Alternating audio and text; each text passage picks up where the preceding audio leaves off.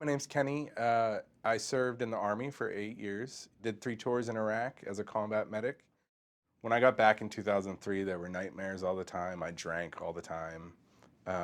My wife and I, we fought a lot. Then in 2005, when I deployed again, things got so bad over there that I just shut down emotionally. Angry outbursts, never anything physical, but certainly, a lot of yelling, me just being mad for kind of no reason sometimes. The biggest symptom for me is kind of emotional numbness. It became really hard to kind of reattach emotionally to my family. At the time, my son was 3, and raising him was a struggle.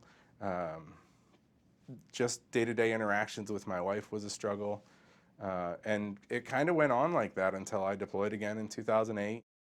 It was my assessment for mental health during my QTC VA visits, where the psychologist said to me, "I think you're experiencing the classic signs and symptoms of PTSD." And what I said to him at first was, "No, I don't have PTSD. I wasn't out on the roads all the time. I didn't get shot at all the time. There's soldiers out there that are way worse off than I am." He saw that I was resistant, and he said, uh, I'm not here to convince you to go and get treatment. I'm just here to let you know that the treatment's there for you." After that, I went and started getting therapy at the VA, and I've been in treatment with my counselor for, I guess, 4.5 years now.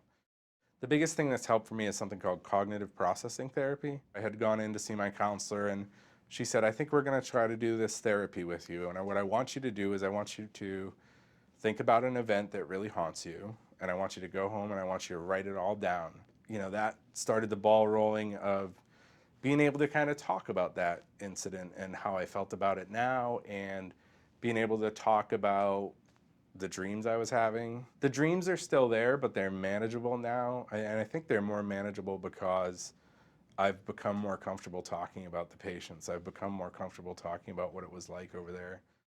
My treatment's been effective, and it's helped me kind of bridge the gap, I guess, that I needed to bridge from military service to being a civilian, and how to deal effectively with these memories that I have. To recognize that, if I'm having memories about the war, or if I'm having memories about patients that I treated, to realize that that could be a trigger that makes me emotional, and that I could have the potential to turn those emotions into negativity. That's very helpful to be able to recognize that this is a normal thing that veterans go through. You're not just flying off the handle because you're crazy. You're flying off the handle because you have some real emotional events in your past that you need to deal with, and you need to be able to process that kind of stuff.